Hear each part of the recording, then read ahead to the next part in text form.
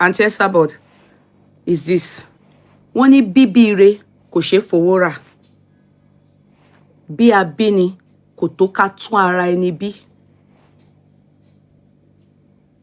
Tá bá bí ni kò tún tó ká tún ara ẹni bí. If there's anybody to subject me to insult upon injury from all these nuisance tó wà lórí social media, it is you. It is you. And I thought maybe we've gone past that. We have started celebrating each other. You are forgiving yourself.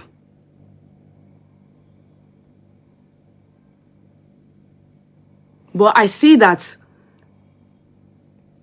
every time that things happen out there,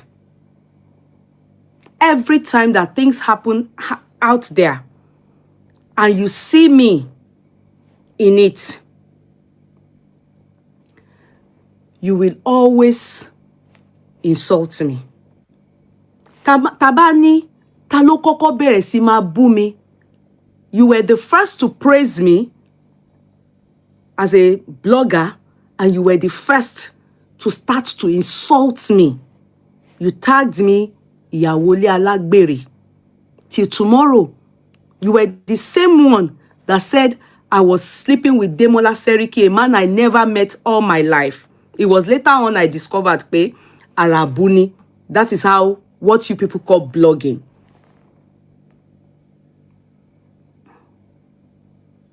But on this Farida's case, I won't take it.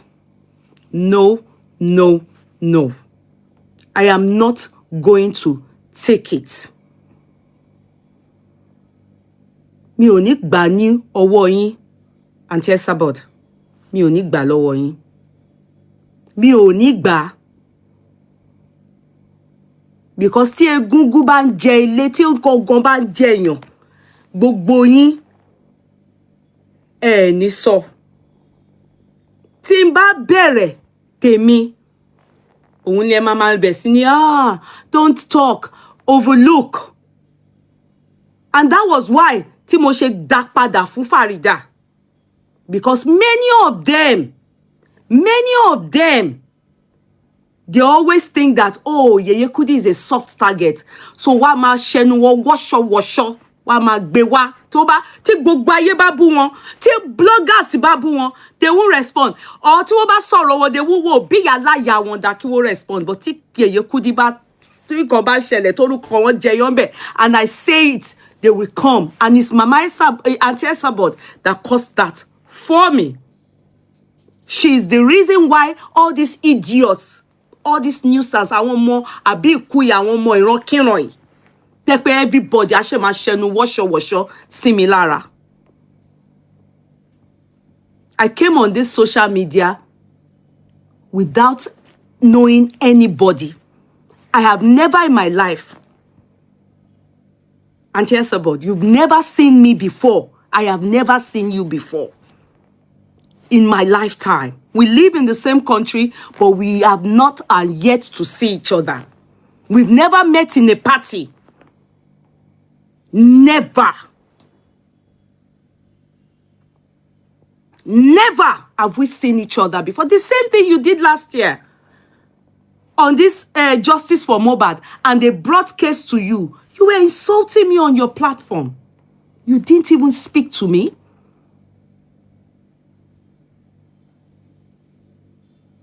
You didn't bother. And I'm still waiting. Mo ṣì ń dúró. I am still waiting for you to come out and tell me why so much insult from you. Mo yìí ń dúró. Mi kọjá àyè mi rí. Mi kọjá àyè mi rí. I set boundary. Mi ṣe familiarity pẹ̀lú nobody.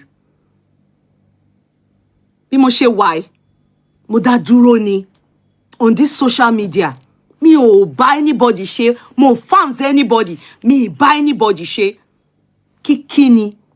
I was thinking pé we've gone past. Nígbà tẹ́ ti wá sọ lórí platform mi pé oh àwọn báyìí ló tì yín sí kẹ́ máa ṣe bẹ́ẹ̀ yẹn sí mi. Àwọn ló wá bà mí jẹ́. And I expect that there's peace. I think that we should have peace. Mo ti try in all ramification to show to all of you that no, I met you people on the social media and it all ends on the social media. We don't have any relationship outside the social media. Never. And that, I think that's good enough respect that we can give to each other. Now I'm going to play what I got.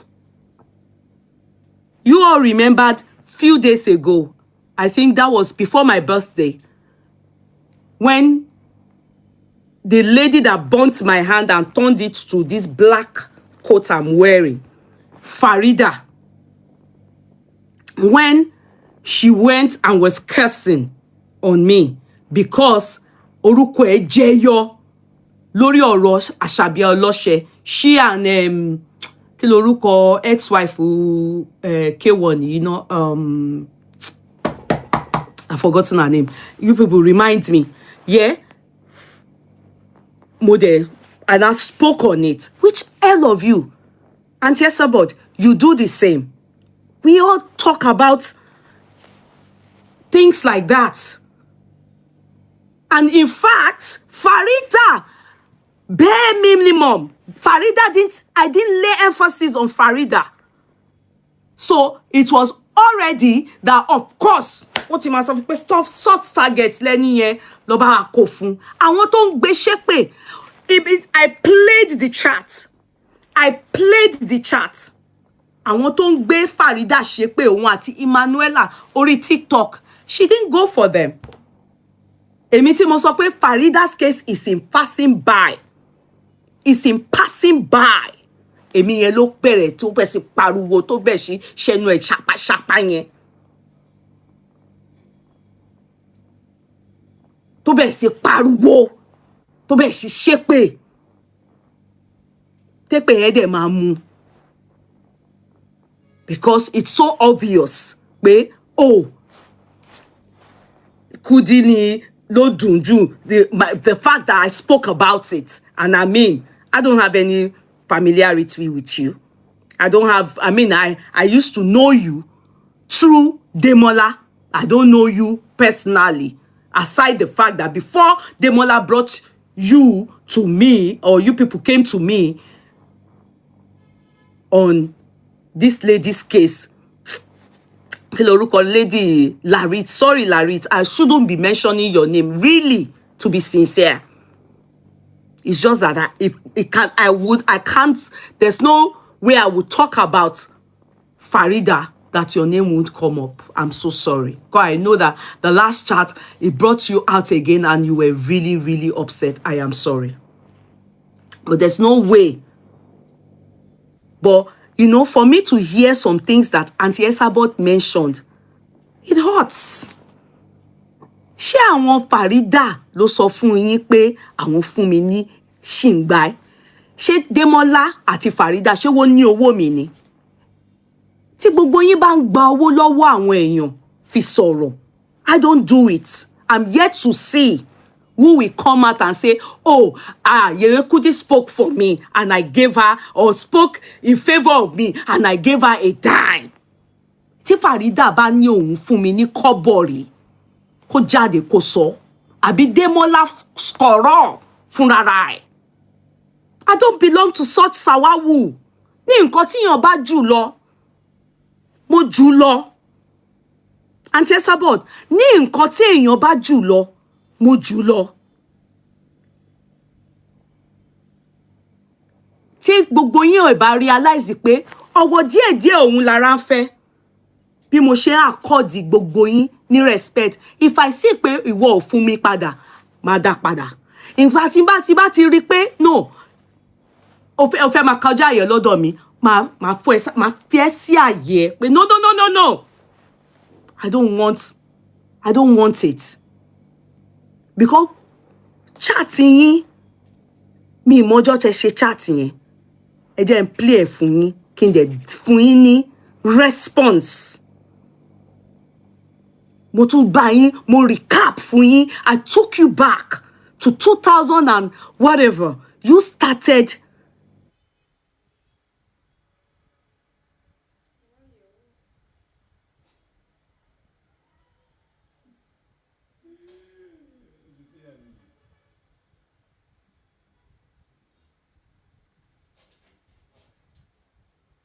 I'm going to off that thing because I don't want my... We can't hear you, Yeye. Yes, it's my husband that made that call. He messed it up. You can't hear me. Can you hear me now? It's my husband that made that call. I have to... Yeah, I have to mute it because it's going to be called... Am I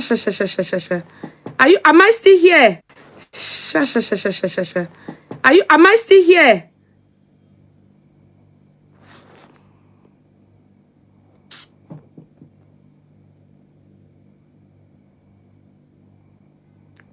Am I still here? Am I still here? Okay, I'm back. Okay, good. So I didn't realize that something had happened.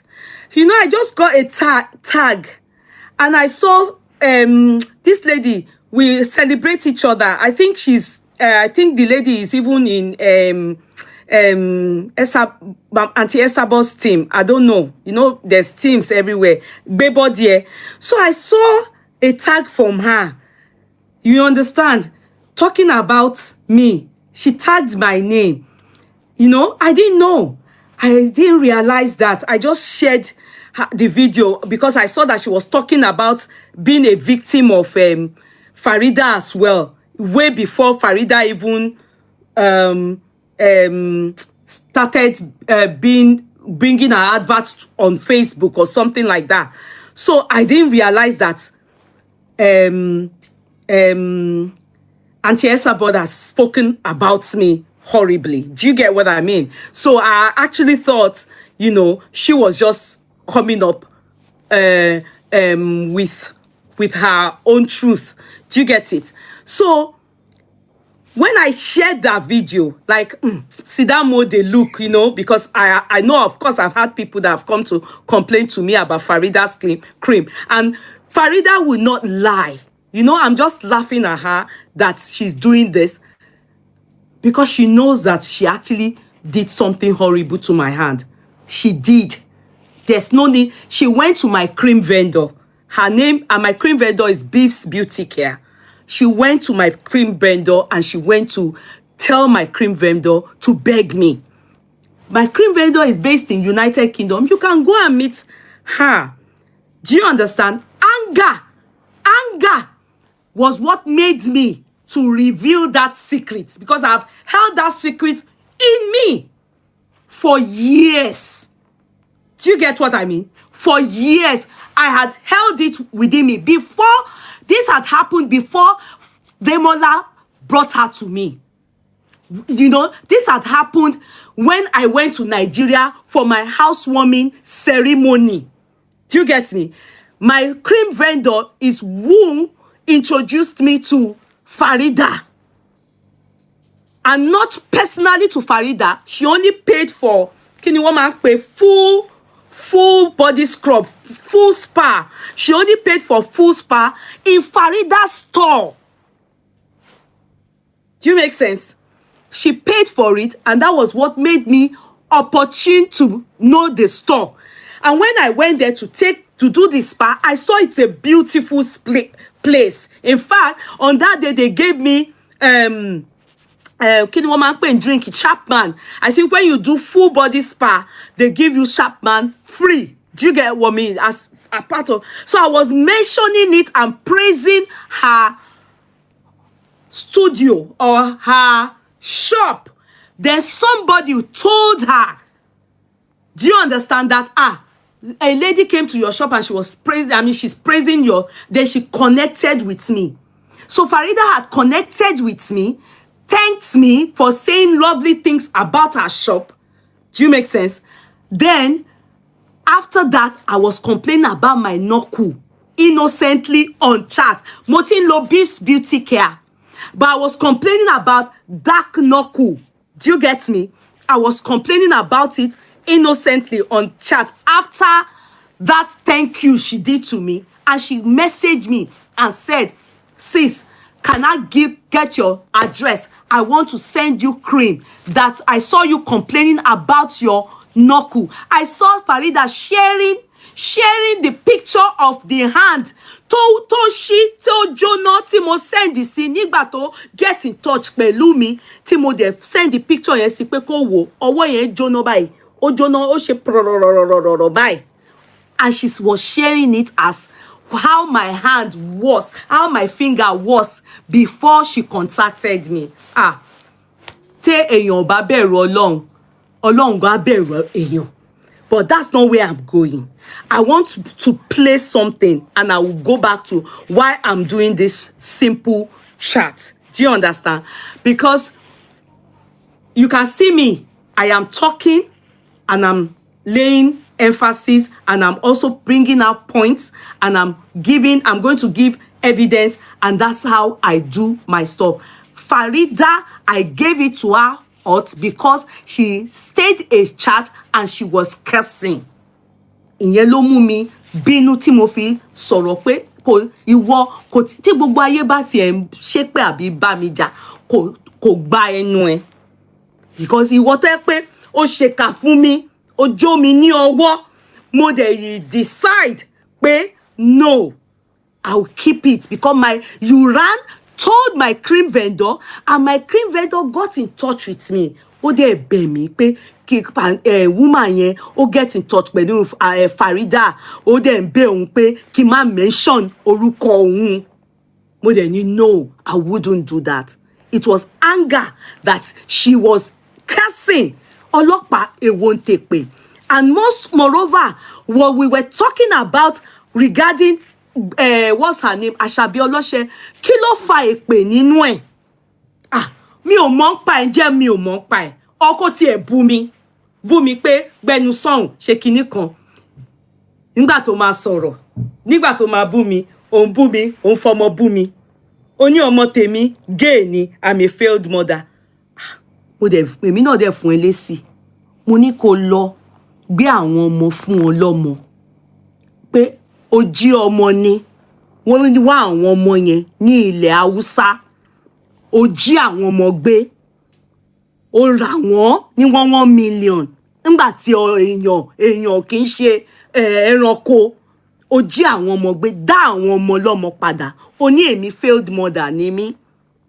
Ó ní oníṣìnà ni mí. Ó ní oníṣìnà ni mí. Pé bó ṣe ń dómi ní London ni wọ́n ń dómi ní Kòròdú. Mo dẹ̀ ń dúró pé kò gẹ́ evidence ẹ̀ jáde. Èmi dẹ̀ ní evidence tiẹ̀. Ṣé bí ọ̀rẹ́ ẹ̀ tún ti wá sọ, babaláwo tó fẹ́, kí ni nǹkan tó ṣe ẹ́ tí babaláwo ṣe fẹ́ ẹ? Ó ṣà ní nǹkan tó ṣe ẹ́. Tó mo dẹ̀ ní ó fi wúùmù ẹ ṣe ògùn owó. Ó dẹ̀ ṣe marriage tí ò last 1 day. Ó tí ìgbà wíwọ ni kó fún ẹ ní flower ẹ.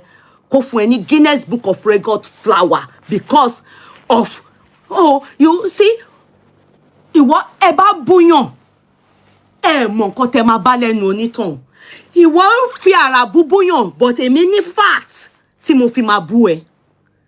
Èmi á bú ẹ, mo á gbé fact ẹ jáde. Ṣé bí babaláwo ló fẹ́?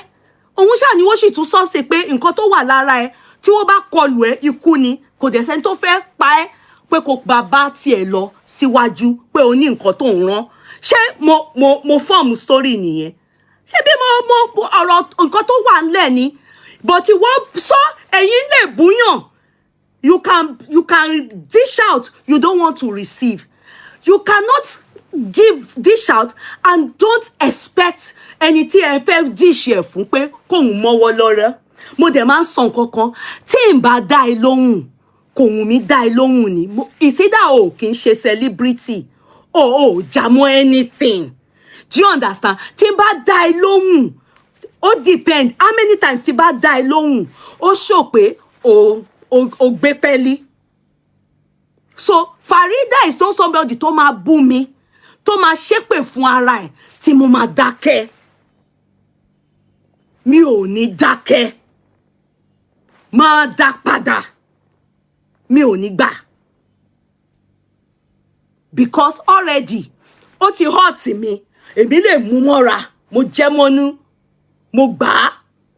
But èmi wá mo ṣe chat. Mo analyse. Àwọn tó ń gbé ẹ ṣépè. Ó lọ bá wọn yẹn lórí TikTok. Ẹ wá jókòó. Ẹ wá ṣe chat. Ẹ wá pera yín jọ. Ẹ wá ṣe ìgbìmọ̀ àjẹ́. Ẹ wá ń gbé wá fún mi. Ẹ expect pé I keep quiet? No, I ain't gonna keep quiet for any of you. I can if I think you are irrelevant. If I think you are irrelevant. But not be Farida. Ma dá lóhùn.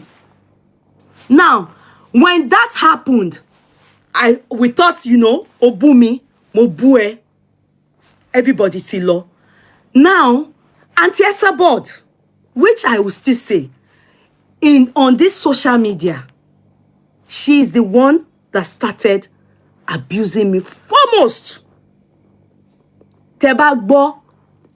In fact, I was one of the people she started using as on her YouTube. Sometimes when I decide to let go, I have 1, 2, 3 people that will always remind me, you should never forgive this woman. But it's not about forgiveness. It's about moving on. It's about moving on. It's about moving on. I just thought to myself, I have to move on. I don't want to bottle anything, about her anymore. Let me just go past it. But there's no time that people will bring things to you that you would do the needful as àgbàlagbà.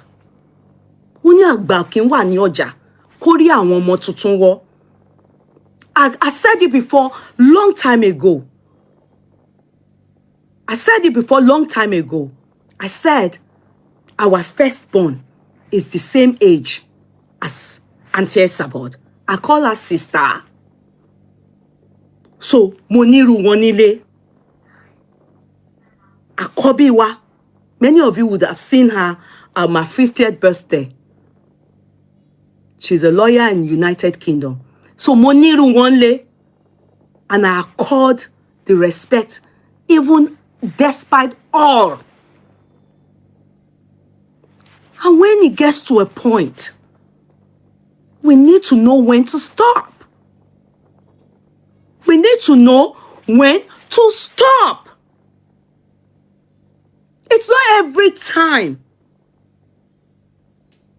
that you people, especially we Yorubas, it's not every time la mama frustrate omode, younger people.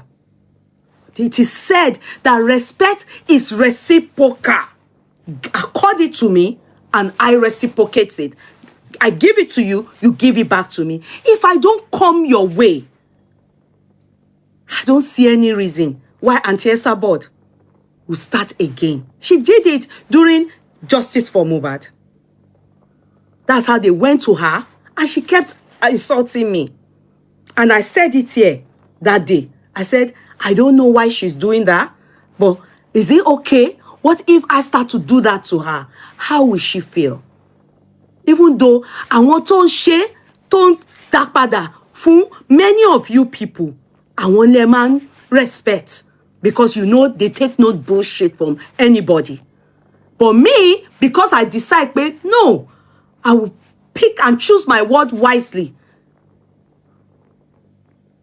Ẹ kò wò mí, ẹ kò wá, ẹ kò máa ta sí mi, ẹ kò máa insult me at your own will, anyhow, and it's not good. It is not good. It is not good. Please, I don't want you typing Wunmi and Liam here. Kekori buruku yin lo. Let me tell you the truth. Are you listening to me? I don't want you typing Wunmi and Liam here. I have no damn business with them. And I say it here again and again. Wunmi is still not doing it right. If I'm not putting my mouth in justice for Mohbad, just know that I'm doing it because of the fact that I said I've withdrawn. I don't bloody care about, if you type anything about Wunmi here, kò ní dá fún ẹ. Kò ní dá fún ẹ. I don't bloody care. On Mohbad's case, I stand with my full chest. I regret nothing that I did.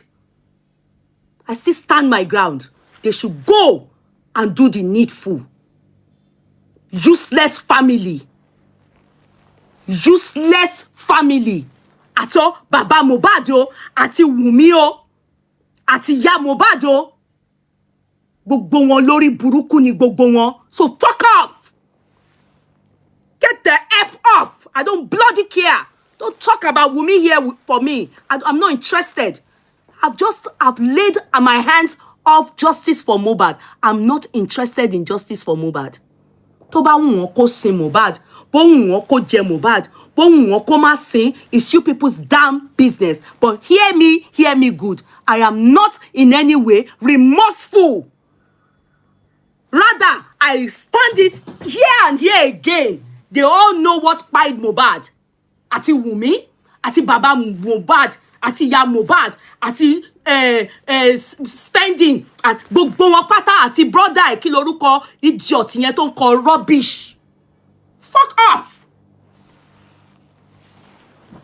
No, I'm not distracted, my sweetheart. I'm not distracted. I saw one bumble cloud typing shit. Typing shit. Because I'm not in justice for Mohbad. I have my reason why I kept up justice for Mohbad. Okay? Ke ko shin yin lo. Bo wun yin ke sin Mohbad. Bo wun yin ke ma sin Mohbad. Bo wun yin ke je bloody bumbleclad business yin here. Who bloody cares? I want nuisance. You think I'm here to talk about Wunmi? Who is Wunmi? Who is she? Idiot. As I was saying,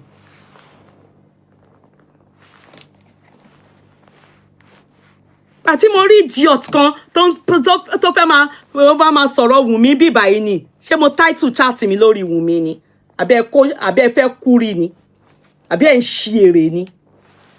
Bó lórí burúkú ni gbogbo yín pọ̀ ni. Tí bá ń wò yín torí mò ń wò yín ni na. Torí mò ń wò yín pé kí ló kàn mí? Bóhun yín kẹ́ sin Mohbad, bóhun yín kẹ́ má sin Mohbad, bóhun yín kẹ́ pa, kẹ́ tútù lọ kú kọ́ tó pa lọ́nà ọ̀run bloody business yín ni. All of you are the same. Àti Wunmi, àti Baba Mohbad, àti Ìyá Mohbad, olórí burúkú ni gbogbo yín pọ̀. Ẹ̀yin lẹ pa Mohbad. Useless family. Àwọn olòṣì.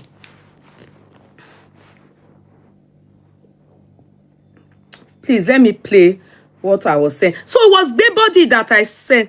Baybody, I thought you are Auntie Esabod's team. Because we celebrate each other. Like, because I saw your tag. So why is it that I thought you are in Auntie Esabod's team? Because I saw the video that was sent to me where she was now abusing me. Like, I'll play it.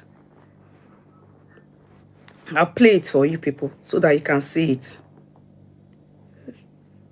Wọ́n lò ṣì. Torí pé mo rọra jìnnà sí gbogbo yín bó wù yín kẹ́ para yín dànù nínú justice for Mohbad. Kí ló kàn mí? Ẹ rò pé mi ò mọ̀ ọ̀tọ̀ ni. I know the truth. If people want the truth, go and sort it out within yourself. Tẹ́ ẹ bá fẹ́ bloody business yín nìyẹn, kí ló kàn mí? Ṣé Mohbad tọmọ mi ni ẹ̀yin ó lò ṣì dédé? Useless family.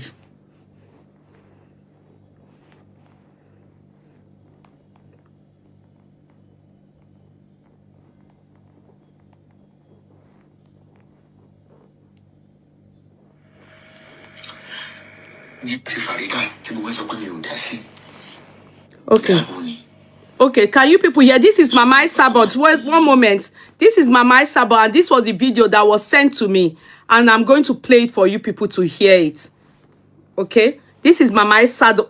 Mama Esabod. I don't know the day she did this chat, but fortunately, it was Baybody that I shared her video, you know, because I'm of the understanding that Baybody is Mama Esabod's team. That's what I'm of the understanding, but I don't know. But and now and that's why I'm asking her. Didn't she see her Mama Esabod? I mean Auntie Esabod abusing me? Didn't she? Okay, I'm a bona fide Odo Nation. Says, oh really? Ah, all right. So you've let okay. Are you Odo Nation? Oh, I didn't actually know, for real. I thought. But were you ever in Auntie Esabod's team? Were you ever there? Were you?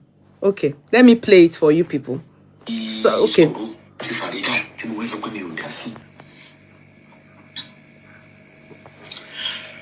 Yeye Kudi Farida ati skoro ore ni bu tetele oro le bitu ni ndowe imi oni dasi. I'm not scared to face Yeye Kudi at all. Ye king da boni. So but don't want to demola jo ngbe ton ko come. If not because Farida gave vendor me be ya me badasi. Now, Auntie Esabod, oyeke dabo mini. I don't get that aspect. Why? Oyeke dabo mi. If not that you are Farida is your vendor. Oyeke dabo mini. For what reason? Can you please elaborate? You know, Shemo, this is ongoing. Lori social media. And you know, that time as well, the time that you were insulting me, you were the one that started with Iyawole Alagbere, that I was one of the people, your victim. I was one of your victims. You said I was dating Demola Seriki. Till that man died, I don't even know him. You said he will come here to this country and I will take church members, which later you revealed the person that came to tell you, that came to defame me to you. You came on this platform and told us that it was Bukola Law that that was doing all this, and her husband, they were the ones coming to you to defame me. In fact, they were the ones sending pictures of me. Till tomorrow, I'm still waiting on the evidence. You were the same one that started the story of I snatched my husband from somebody. You were the same one that said it, that I snatched my husband and the man's wife is in Nigeria and he has 5 children. You even said that it's my last born. That's the only child that I bore for this man, that the man is an old man that I got married to. Shake him around.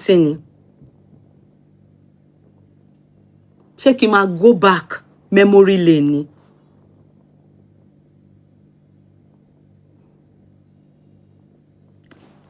Even at that, because gbogbo yon mọ nǹkan tó bẹ̀rẹ̀ fracas, that was the beginning of fracas. When people ask me, but you were involved in fracas then, that was the beginning of fracas. Nǹkan tó bí fracas nìyẹn. That was the beginning of fracas.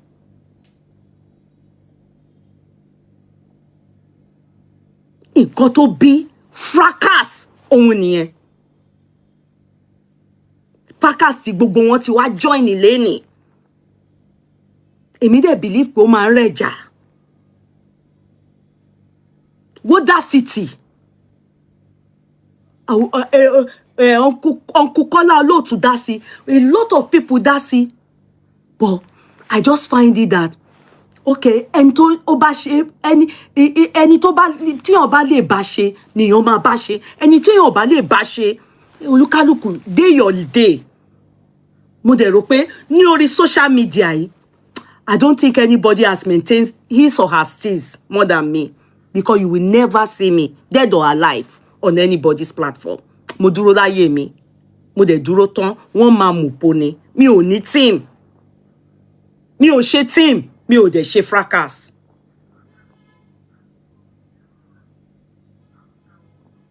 Mi ò ní team. Mi ò dẹ̀ ṣe fracas. Mo dá dúró ni. And I think that's good. Mo ní peace me, and I'm enjoying it. And I think tí n bá dá sí ọ̀rọ̀ tí mo ń sọ̀rọ̀ èèyàn, I don't know why. Ẹ máa sọ pé ó yẹ kẹ́ dàbò mi ni. Why tẹ́ ṣe máa dàbò mi? Have I at any time dàbò yín rí tẹ́ ẹ bá sọ̀rọ̀ anybody? Have I? Because I keep wondering why many of you do that. Mo tún sọ on this social media. In fact, mo máa ń sọ ni, màá ní kó tó ka one, bóyá ni mo máa pe two. I'm the one that started. You started YouTube. But on Facebook, I am the first speaker. Truth be told, èmi ni mo bẹ̀rẹ̀. Kí o máa ṣe motivational speaker, kí o máa sọ̀rọ̀ live, then I started it. Mo tún humble ara mi, mo ní tá bá máa ka 1 to 3.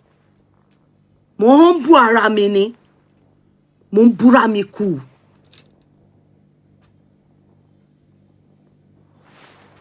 So, if all of you can do analysis, if all of you can see, if all of you can talk about issue, if you call yourself a blogger, and I call myself analyzer, a critical analyzer, and I analyze stuffs, so why would you dabo me? As in, why? It's been ongoing. Mama saw. Auntie Esabod, you are the reason why the disrespect Timothy Nini or social media, you caused it. If I am like you, Timbani kin wuwa, bí ẹ̀yin nǹkan tí ẹ̀yin ṣe, kò ní tán, mama buyin. But no, I chose not to go that route. Not because I'm scared, but because I don't have time. And I love my peace lane. Mo máa ń gbádùn ẹ̀. I love my peace lane. I love my life. I love everything about myself. I love everything about myself. Tí mi ò bá tọ́ yín, sometimes even when I make reference to what you talk about, I will say it. Yeah, I heard this. I saw a show. Auntie Esabod even said this. I've never. But you, when they say something, you do not do your due diligence investigation or in clinical journalist that you say you are, and you will just you will just decide to start insulting me. I don't get it. I don't get it. I'm still lost, and I'm wondering why. Let's continue to listen. Because I will answer her on each one.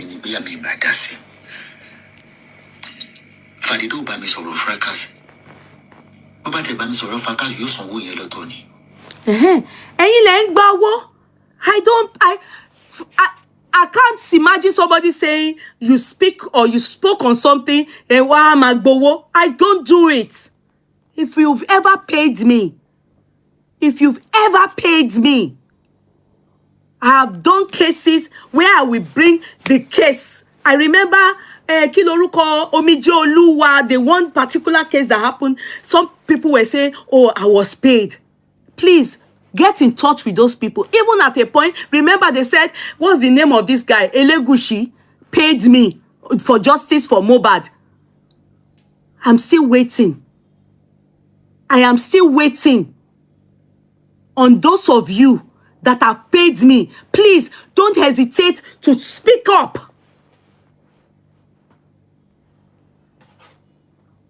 I'm still waiting on those of you that have that. Oh, sorry, this thing, I'm not even charging it. And mo notice pe ó fẹ́ kú, and I'm thinking in my head, yeah, ṣé mi ò charge kini ni, kò bá kọ̀ kú ni.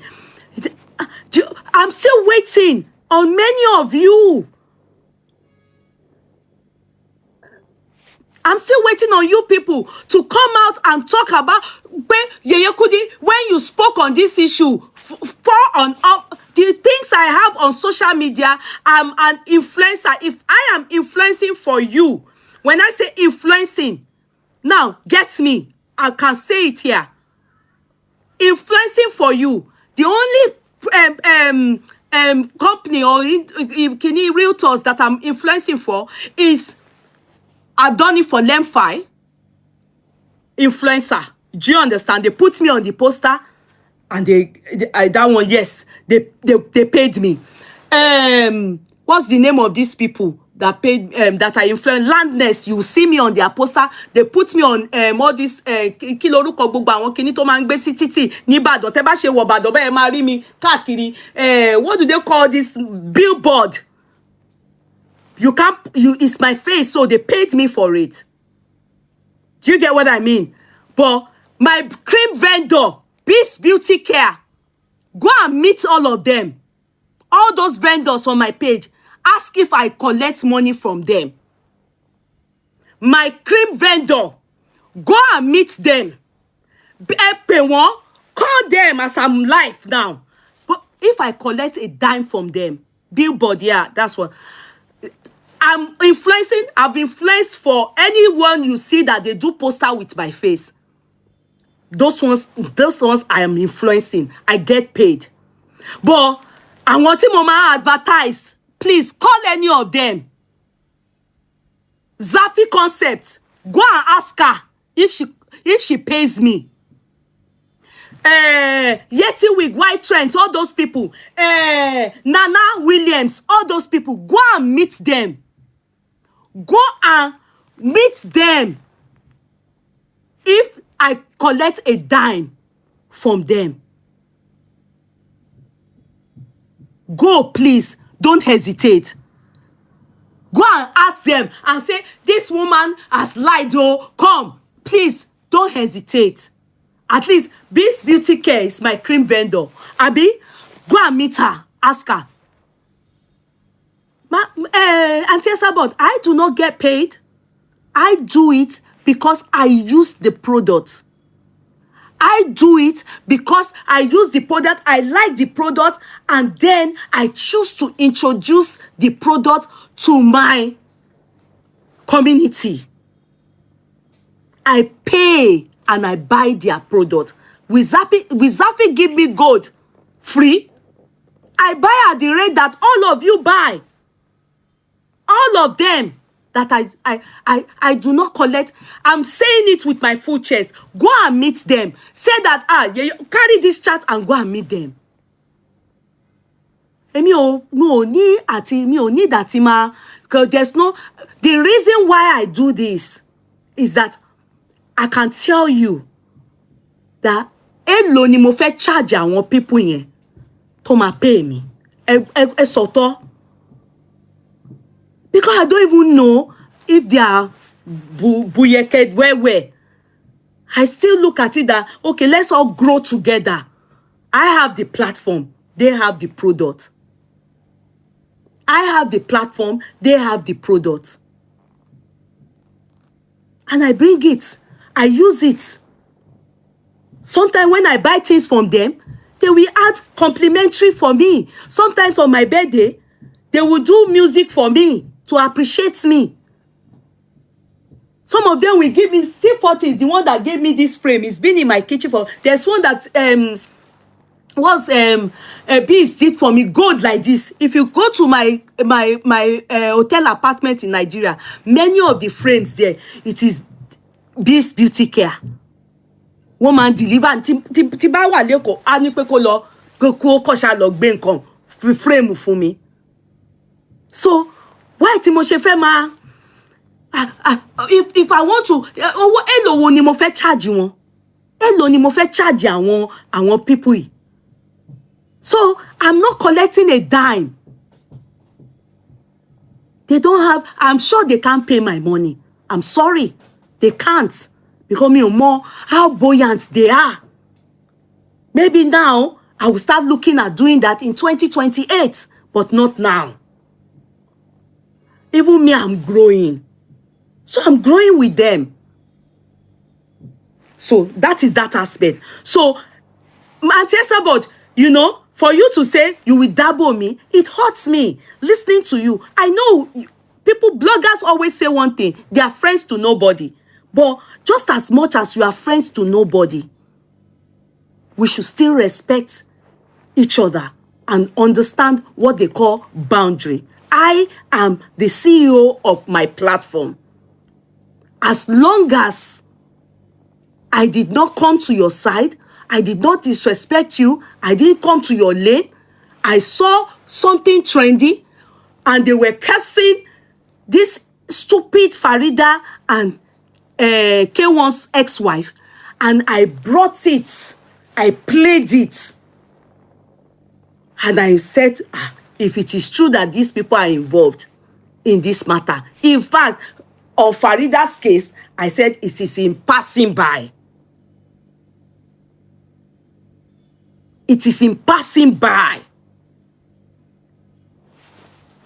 I think sometimes when our children, they are having misunderstanding, which I am nobody's child. I have my mother alive.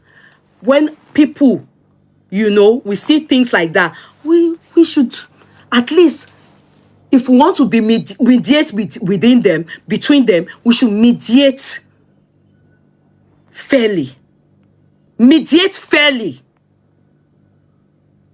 Mediate fairly. And if you don't want to mediate, if you say you will dabble me, you will shake in, and I'm thinking, that's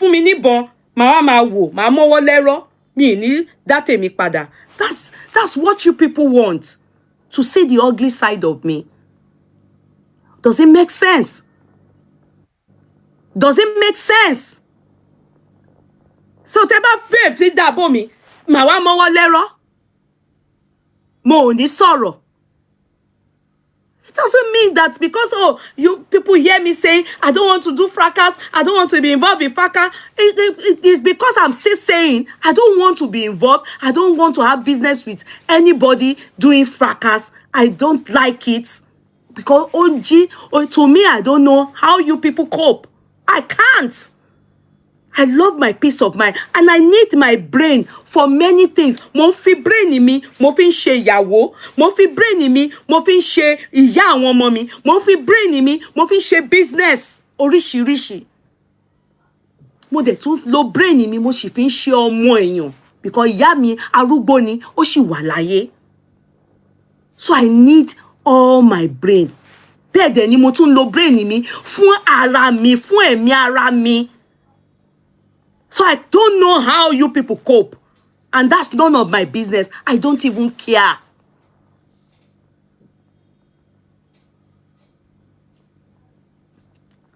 I don't even care. Are you people making sense from every explanation I am giving? Now, let me continue with what Auntie Esabod did. You know. Let me go back to Auntie Esabod's video. I'm sorry.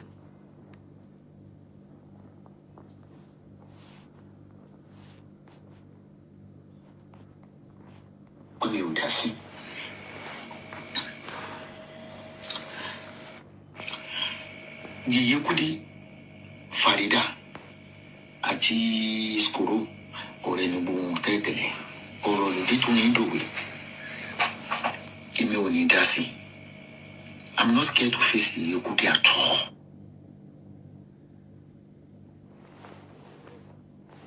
Kudi at all. Yẹ kí n dáàbò ni.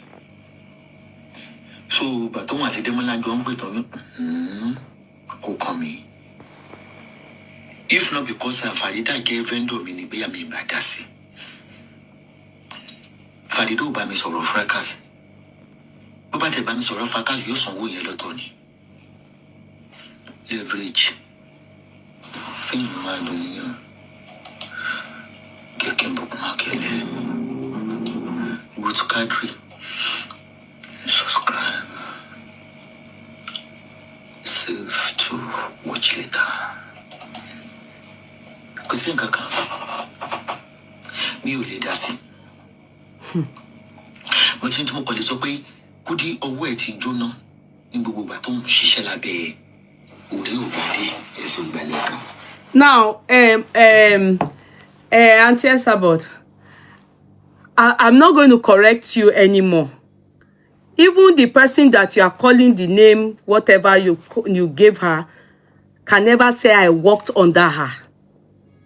Ṣé gbogbo wọn fẹ́ jí ni? Work under who? I was never working under anybody. You people have been saying it, and I can never. Nítorí pé kí ni igi mú báyìí ó jìnnà sí ojú, igi mú ó jìnnà sójú. Work under who? Work ẹ̀yin gan tẹ́ ṣe dàgbà tó yìí mi ò lè ṣiṣẹ́ lábẹ́ yín. I'm a boss. I don't need to have a team. I am a boss. Mi tí rí anybody tó máa sọ pé mo ṣiṣẹ́ ní abẹ́ ọ̀hún èmi Kudi owó. Níbo, nígbà wo, lọ́dún wo, èmi. Please, tó bá yẹ pé yẹn ẹ fẹ́ fi máa ridicule àwọn tí yín, ẹ má ṣe bẹ́ẹ̀ yẹn mọ́. Ẹ stop it. No. Ẹ stop it. Ẹ stop it. Don't do that. Ṣé lọ ṣiṣẹ́ lábẹ́ ta ni? Nígbà wo? Lọ́dún wo? When? Nígbà wo sígbà wo? Níjọ́ wo nìyẹn? I never had that. Never was I in my life in anything. Never. I'm saying it here. I've always been the boss of myself. Ọ̀gá mi ni mo jẹ́. Never. Well, you can't even call you you that you are their boss. I can't be under you. Talk less of àwọn tẹ́ ń dárúkọ. I can never. Kò ṣẹlẹ̀ rí. Mi ò ṣe rí. Kò dẹ̀ lè ṣẹlẹ̀ láíláí. When? How? Ní ìjọ́ tí wọ́n ti ń kó bára wọn, tẹ́ ti ń rí voice note, tẹ́ ti ń rí expose, anything. Ìjọ́ wo lẹ rí pé wọ́n ní Yeye Kudi comment nínú bẹ̀, ó wà nínú group yẹn, voice note ẹ̀ rèé, ọ̀rọ̀ tó sọ ń bẹ̀rẹ̀. I've never been under anybody. Never have I. And kò dẹ̀ lè ṣẹlẹ̀ over my dead body. So please, take that back.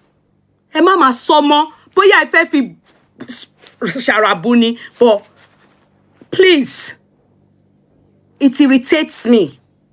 Kẹ́ máa sọ pé irú èmi. Ẹ̀yin tẹ́ jọ̀gá wọn gan, I can never be, lè gbà mí ní mo lè wà lábẹ́ yín, kò possible. Torí ọ̀gá méjì ò lè wà ní same place. I'm a boss on my own. Ní gbogbo ọ̀nà. Ní gbogbo nǹkan tí yàn fi ń jẹ́ boss láyé. Gbogbo ẹ̀ lọ́lọ́run fún mi. Kò. I don't know why you said that. So I'm just saying that, please. Ẹ̀dẹ̀ tí máa ń sọ long time. Oh, you were in this team. Àtijọ́ tí wọ́n ti sọ àṣírí ara wọn, tí wọ́n ń gbé voice note jáde, tí wọ́n ń gbé oríṣiríṣi. Ẹjọ́ ibo lẹ ti rí pé wọ́n ever wà nínú tíìmù ìyẹn rí àbí tíìmù kan rí. Ẹjọ́ ẹ gbé wá. Tí mo ti bá wọn ṣe pàdé team. The only time I did any team meeting and did team so was with Infinity and not team, was when we were organizing party. After that, everybody lọ ẹni. Tolúkálùkù wà láyé ara ẹ̀. Tí mi ò wo ojú túnṣe náà wojú mi. Everybody wà pa láyé ara wọn. Mi ò bá ní, mi ò ṣe tíìmù rí. Mi ò wà lábẹ́ èèyàn rí. Níbo?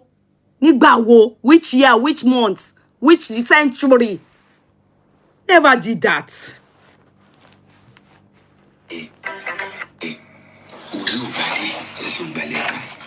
HIV son. Owó ti jóná tipẹ́tipẹ́, ó ti bleach tipẹ́tipẹ́. Even kan kí social media tó dé a máa fi ń bú ẹ̀ lábárí empathy. Ṣé ti gbọ́? Ẹ ti gbọ́ Esabod? Èmi àti yín ṣàríra rí. Èmi àti yín ṣé ẹ rí mi rí sí ojú ní party wo lèmi àti yín ti pàdé rí? Ní party wo? Ní party wo lèmi àti yín ti pàdé rí? Ṣé ẹ rí mi rí? Ṣé ẹ pa mi pàdé rí? Have we ever met before? We are in the same country. But you've never seen me. I have never seen you.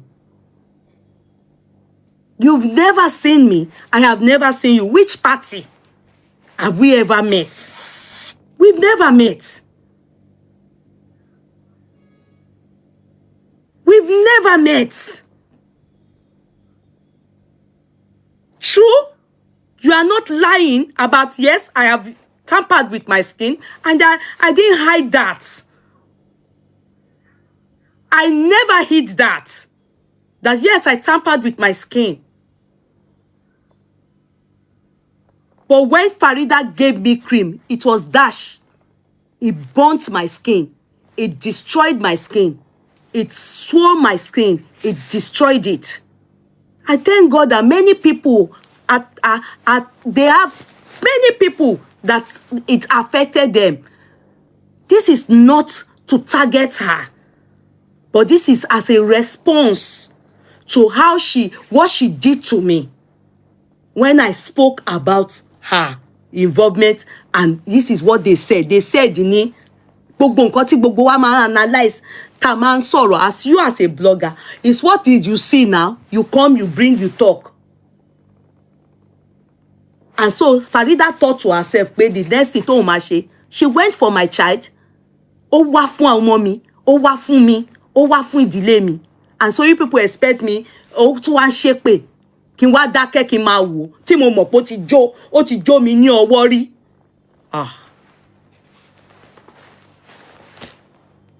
Ìkà rojọ́, but ìkà kọ́ ló máa dà.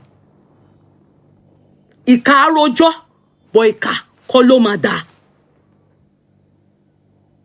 Why do you people, you want to dish, you don't want to receive?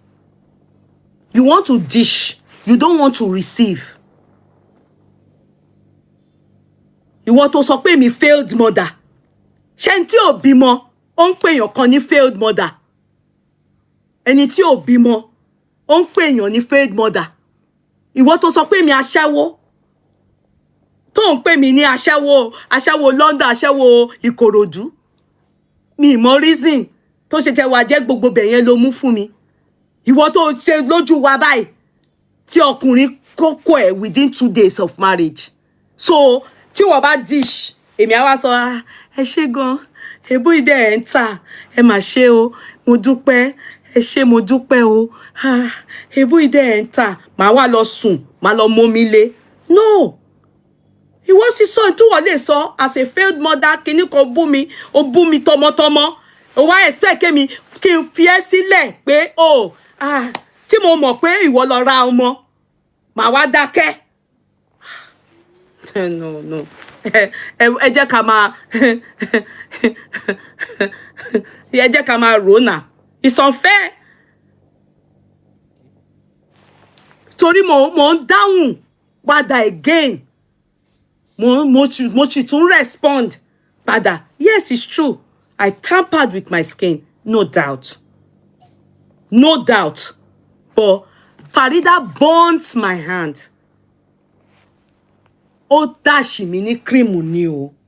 Ó rí mi tí mò ń complain of knuckle. Ó dẹ̀ pè mí pé sis, send your address, I will send you DHL cream. Nígbà tó ń dẹ̀ máa help mi, ọwọ́ mi lànà. Ore ló fi ṣe o. You understand? Mi ní parọ́. Ó fún mi ní, mi sọ a penny. I did not pay a penny. She dashed me, but ọwọ́ mi lànà. So, ìwà bú mi, Farida bú mi, màá wá máa wò ó, màá ní thank you. Ọmọ ẹ ṣé mo dúpẹ́, ẹ̀dẹ̀ bú mi ó dùn mí o, màá wá mú mi lé, mi ò ní sọ tí ìtẹ́mi mọ̀ tó jẹ́ ọ̀tọ̀ tí a ti gbọ́, mi ì ní sọ jáde.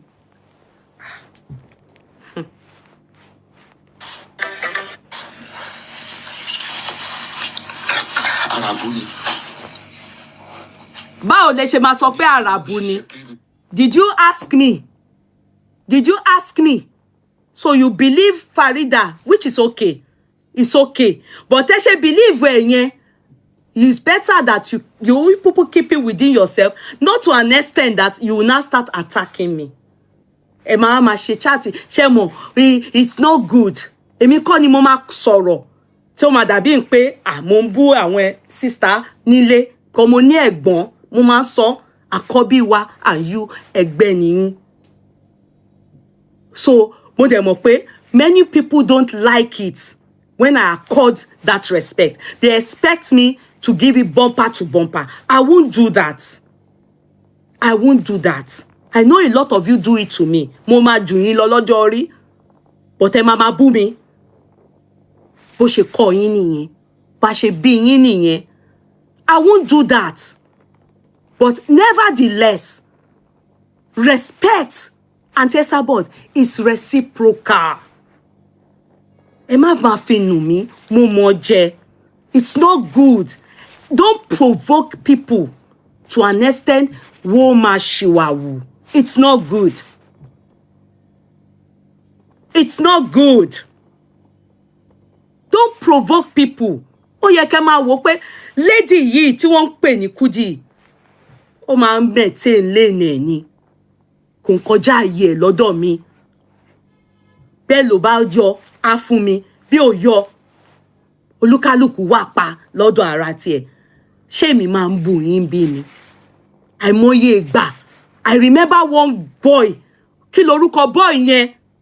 Kí lorúkọ boy yìí tí mo rí tó ń bú ọmọ yín, tó dàpọ̀ date ọmọ yín? Kí lorúkọ ẹ̀ tó wá sí platform mi ńjọ́ kan? Because I don't understand how many of us reason. I've forgotten that guy's name. Star Boy. Go and meet that boy. He came to my platform on TikTok. The moment I realized he's the one, I told him, no, Star Boy, I'm not going to allow you stay on my TikTok because of what you did to Auntie Esabod. You're not meant to do that.